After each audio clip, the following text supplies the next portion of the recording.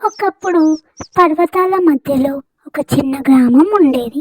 ఆ గ్రామంలో చోటు అనే పిల్లవాడు ఉండేవాడు. చోటుకి గ్రామం చుట్టూ ఉన్న అడవులన్నీ తిరగడం, కొత్తగా ఏదైనా కనిపెట్టడం అంటే చాలా ఇష్టం. అతను ప్రతిరోజు అక్కడ అందమైన రాళ్ళు, రంగురంగుల ఈకలను కనిపెడుతూ ఉంటాడు.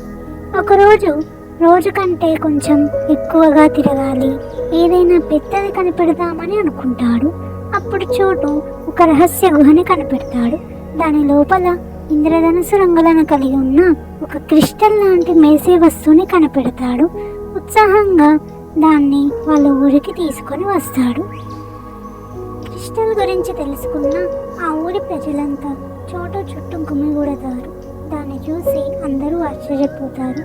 దానికి మంత్రశక్తులు ఉన్నాయని కొందరు నమ్ముతారు, మరికొందరు దాన్ని అరుదైన నిధిగా భావిస్తారు.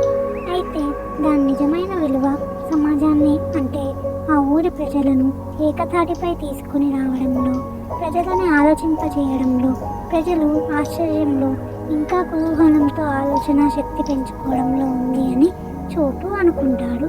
ఆ రోజు నుండి ఆ గ్రామం ఐక్యతకు మరియు అన్వేషణ స్ఫూర్తికి ప్రసిద్ధి చెందింది. చోటు అడవులను అన్వేషించడం కొనసాగించాడు. ఇప్పుడు తన స్నేహితులు మరియు ఇరుగు పొరుగు వారు కూడా చోటుతో పాటు సాహసాలు చేయడం మొదలుపెట్టారు. అప్పటి వరకు ఒకరితో ఒకరి సంబంధం లేకుండా ఉండే ఆ ఊరిలో ఆ రోజు నుండి ఒక మెరుపులాగా వచ్చిన ఆ క్రిస్టల్ వలన వారి మధ్య ఏర్పడిన బంధాలతో ఆ ఊరి ప్రజలంతా ఒక్క మార్గదర్శకత్వంతో కలిసి మెలిసి ఉండసాగారు.